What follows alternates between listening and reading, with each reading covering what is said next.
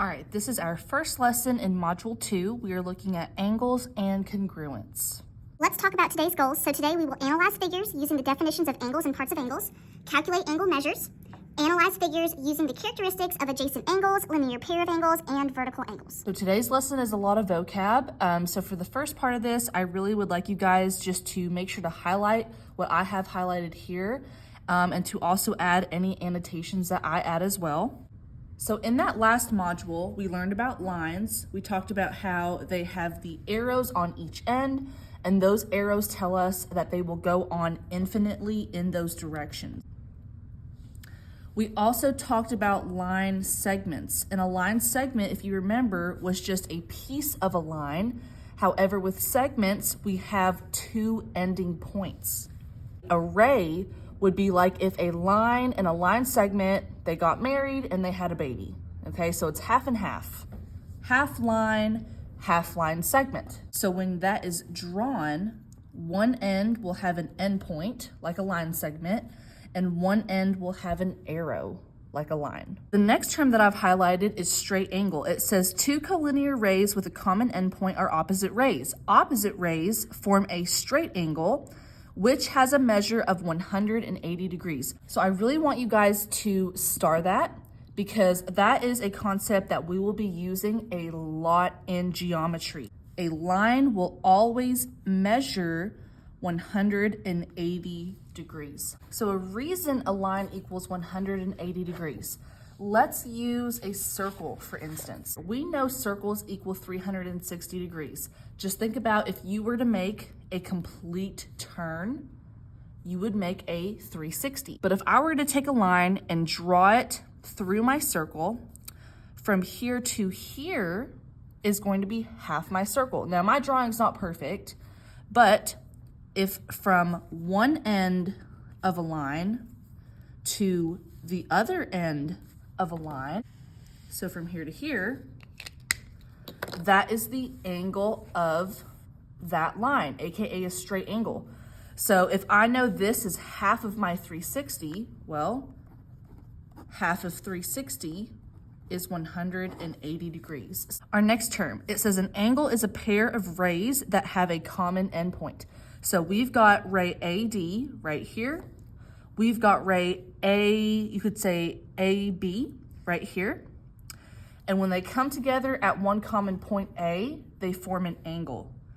And the angle is measured again from one side to the other.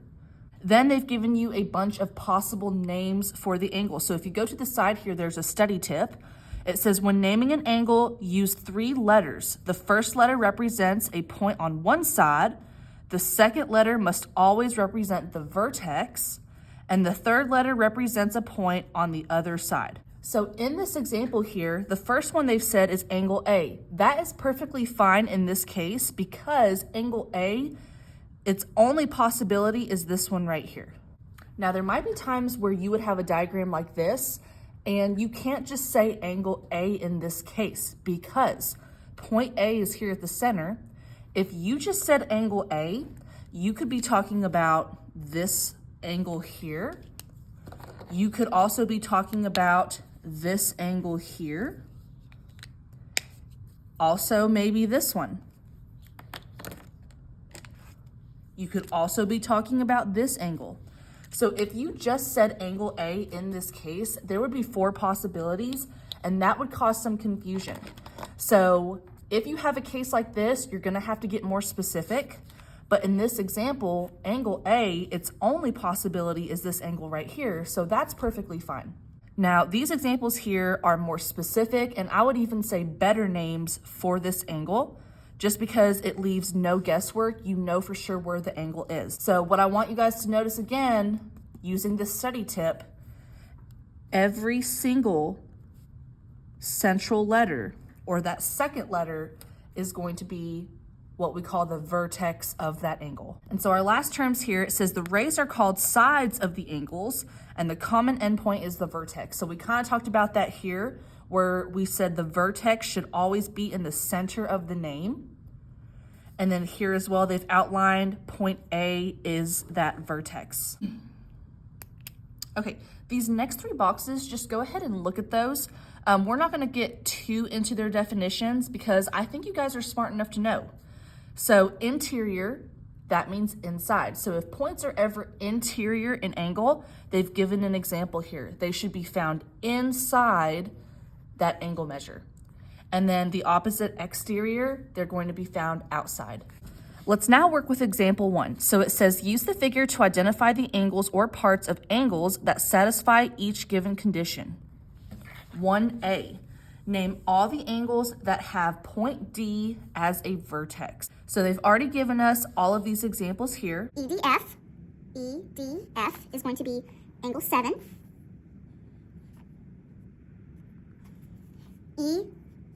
EDG is angle 8.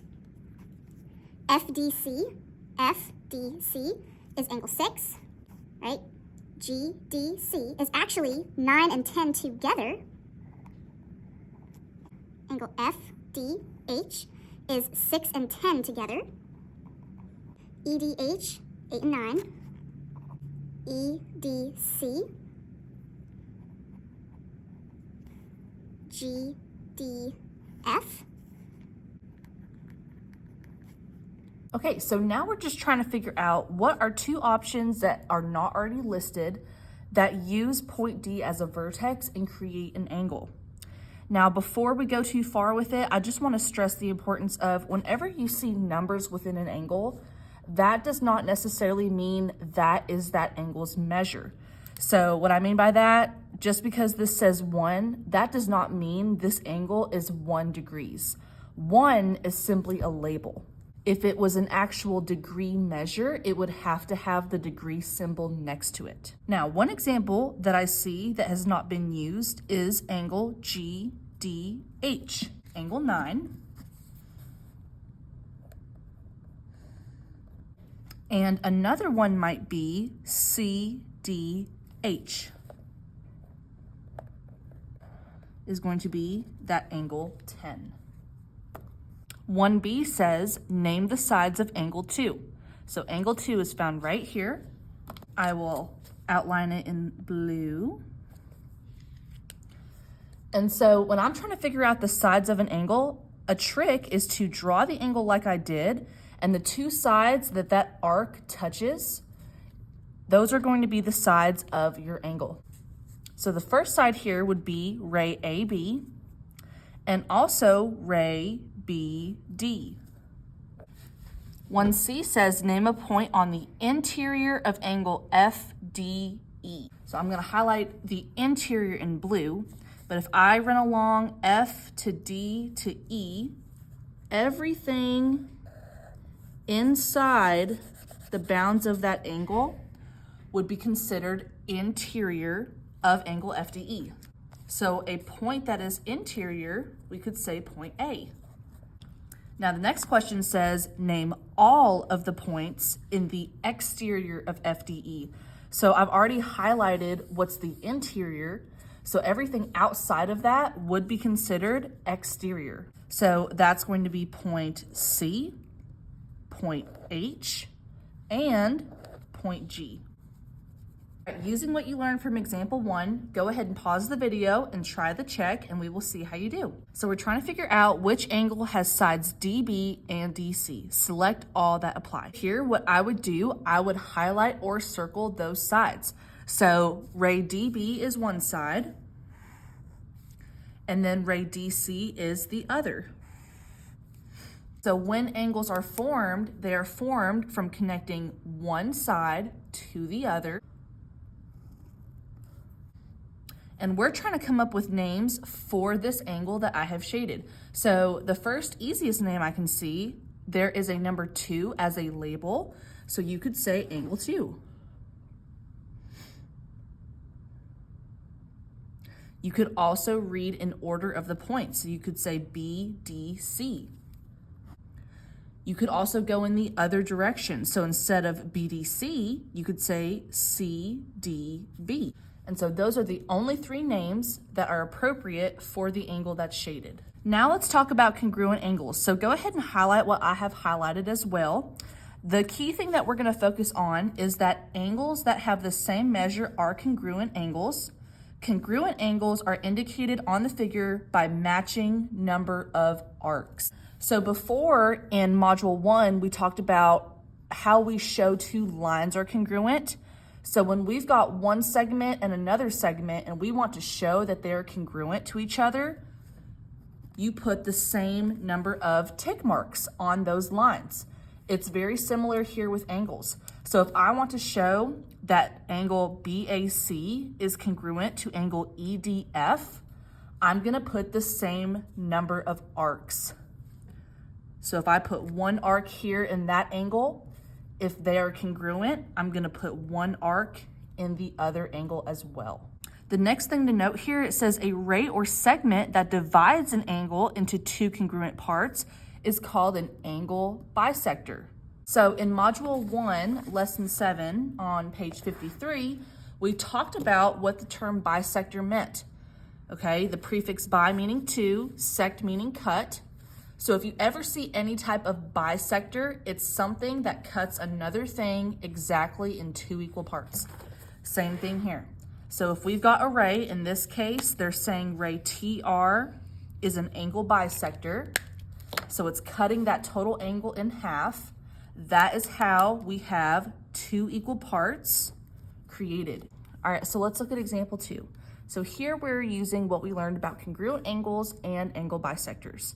So it says in the figure, BA and BC are opposite rays and BD bisects angle ABE.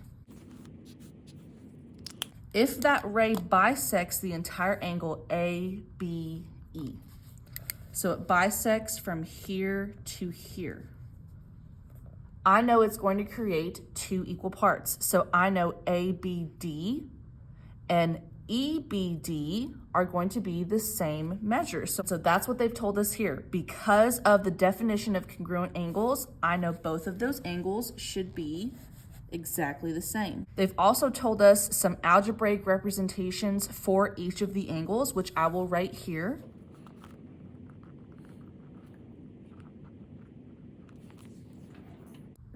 So because I know both of the angles are equal, then I can set the algebraic expressions equal to each other as well. So here, 4x plus 14, that should be equal to whatever DBE is, and DBE is represented by 8x minus 32. Then you continue to solve the equation. So here they decided to subtract 4x from each side. 4x minus 4x will cancel, and that will leave me a positive 14. 8x minus 4x is 4x, and I bring down the negative 32. Our next step is to add 32 to each side. 14 and 32 is 46. And when I add a 32 to a negative 32, that will cancel, and I'm left with 4x. My next step is then to divide each side by 4. So 4x divided by 4, that will leave me with x. 46 divided by 4, rounded, will be 11 and a half. So we figured out what the variable was. The variable is 11 and a half, but if we look back, it says find this. So anytime you see an M in front of an angle, that means find the measure of that angle. And again, remember, whenever you find measurements, you have to take this variable and plug it in to the expression you're trying to find. So here it says we're trying to find measure DBE, and they told us that DBE is equal to 8x minus 32. So I'm gonna take what we found for x and plug it into that equation. The angle we're trying to find equals 8x minus 32. We now know that x is 11.5. So I'm gonna plug it in there in place of x. So 8 times 11 and a half is 92. 92 take away 32 is 60. So that angle measure is 60 degrees. All right, as usual, guys, go ahead and pause the video, try the check, and then we will see how you do. So it says here that KN bisects angle JKL. So JKL is this entire angle right here, and the line KN cuts it in half. It then tells us that JKN, so JKN, this half, is 8x minus 13. And then NKL, this half here, is 6x plus 11. So because that line in the middle bisects them, we can set both of these equal and solve. So 8x minus 13 is equal to 6x plus 11. Take away 6x from both sides. That is 2x minus 13 equals 11. Add 13 to both sides. That is 2x equals 24. Divide by 2 on both sides. So x is going to be 12. But again, be careful. They said they wanted to find the measure of angle JKN. So I figured out x was 12. Now I'm going to plug it back in to JKN, which they said was 8x minus 13. So 8 by 12 is 96. 96 take away 13 is 83. And it's an angle, so it's going to be 83 degrees. Now, the last concept that we're going to look at today are the three special angle pairs. So the first one that we see is adjacent angles. Now, when you are adjacent to somebody, that means you are next to them. Same thing here. They've given you an example, and then they've also given you a non-example. So if you look here, it says 1 and 2 are adjacent. Angle 1 and angle 2 are side by side, and they also share a side right down the middle. So that's what makes the difference here. These two angles, yes, they're side by side, but they're not connected. So that's why these are not adjacent angles. Our next type are linear pairs. Linear pairs are a type of adjacent angle, but the term linear adds a little bit more to it. Linear means line. So these are a pair of adjacent angles that come together to form a line. So here we have an example, here we have a non-example. If you notice, angle 1 and angle 2 are right next to each other. They share that line right down the middle. And also, whenever they are joined, they form a perfectly straight line. So that is why 1 and 2 are a linear pair. Now, if someone tells you that two angles are a linear pair, then the sum will always be 180 degrees. Now, here they've given you examples with actual measurements. So if you were to add 45 and 135, it's going to equal 180 degrees. Now our last term, vertical angles. Vertical angles are two non-adjacent angles formed by two intersecting lines. So let's focus on this bottom example here. It says 1 and 3 are vertical to each other. So I went and highlighted 1 and 3. So if you notice, they're not adjacent, okay? They're not side by side. They don't have one line that connects them both. They're kind of across from each other. So whenever this happens, they're called vertical angles. And vertical angles are always congruent. That is a key thing to remember. They've also mentioned here, angle 2 and angle 4. They are vertical to each other. So because they are vertical angles, they will always be congruent measure. So a quick example to the side here. Vertical angles are always easy to solve. A lot of people just forget the special property about them. But if I've got a diagram like this, and I'm just given one angle measure. Let's say this angle here is 40.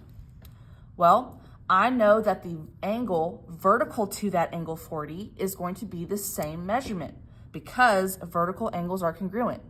So if this part's 40, then I know the one opposite that angle is also 40. Then to solve for these remaining angles, you could go about it some different ways.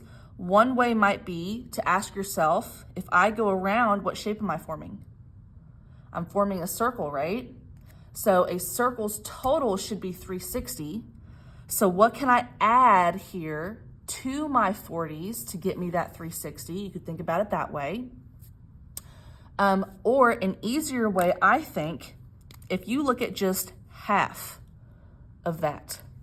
it forms a line, right? And remember what we said about lines. Lines will always equal 180 degrees. So if one part of that 180 is 40, then that means 40 plus something else is going to give me 180. So when I solve for that missing value, I'm going to figure out that this angle here is 140 degrees. And because this angle is vertical to the bottom angle, this bottom angle should also be 140 degrees. All right, let's turn the page and go to our last example and then also complete the check, and that will conclude the lesson. So example 3 says, The office lamp is made of 2 intersecting metal bars. A, how many pairs of adjacent angles do you see in the figure? List 2 pairs. So some of your answers may vary.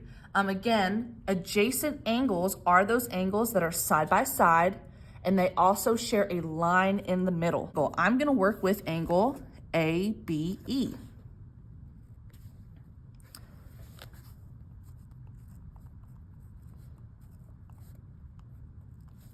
So an angle that is adjacent angle ABE, you could say angle CBE.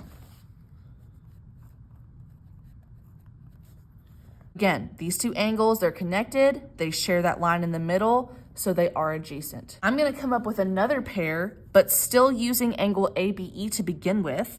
So ABE was this angle here. Another adjacent angle to this one might be ABD. So those are just some example answers. The list could go on. As long as you make sure your angles are side by side and they share that line in the middle, then they are adjacent. Identify 2 pairs of vertical angles in the figure. So again, if you can't remember, go back to your example here. Vertical angles are like angle 1 and 3 or 2 and 4. So left, right, top, bottom. So if I go here, let's just work with angle ABE again. So this angle is angle ABE. The one vertical to that is going to be directly across, and so that's going to be CBD. Another pair. Let's say we started with EBC. EBC is found here. So the angle vertical EBC is directly across, and that's going to be angle ABD. Question C says, how many linear pairs do you see in the figure? List each pair. So again, linear pairs are adjacent angles that form a line. So you could actually pull from some examples that you figured out in the first part, because if you notice, they are side by side and they do form a line together. Now it says to find the measure of angle EBC. So again, if we're finding measure, we're actually finding degrees. So EBC, I'll highlight it here in blue, is that angle there. If we go back to question B, we actually figured out that EBC is vertical to ABD, and we know ABD's measure. It's 138 degrees. So because they are vertical angles, they share that special property, and vertical angles will always be equal measure. So because of that, EBC also equals 138 degrees. Now the last question says, find the measure of ABE. So ABE is this angle right there. So again, if we were to cover up half of that figure there, right? We've got 138 and then the angle that we want. Well, together they form a line. So if I know one part of my line is 138, and a total line should equal 180 degrees, I'm gonna take away what I know, and that will leave me the measure that I need. 180 take away 138, that is going to be 42 degrees. All right, last check, guys. Go ahead and pause the video, try this one on your own, and we will see how you do. So all it's asking here is to identify all of the true statements. So let's go down the line. The first one says that angle DEF is equal to 92 degrees. So DEF is this angle right here. And to find that angle's measure, again, if we look at half of that figure, it forms a line, and I know one part of my line is 88. So if I want to figure out that other piece, I'm gonna take away 88 from that total of 180. That is 92 degrees. So yes, this is a true statement. The next one, angle DEG. So DEG, well, they've already told us it's 88, so that one doesn't make sense. Angle FEH is 88, so FEH, well, this angle right here, and I'll shade it in, that angle is vertical to 88, and vertical angles are always equal, so that is a true statement. Then it says angle DEH equals 92. Well, if you read along those letters, D to E to H forms a straight line. And remember, straight lines will always be 180, so that is not true. And the last statement, angle GEH, so G to E to H. Well, this angle here is vertical to 92 degrees. So because they are vertical angles, this one should also equal 92 degrees. So that is not a true statement. Let me know if you have any questions. Feel free to email me, and I'll see you guys in the next lesson. Thank you.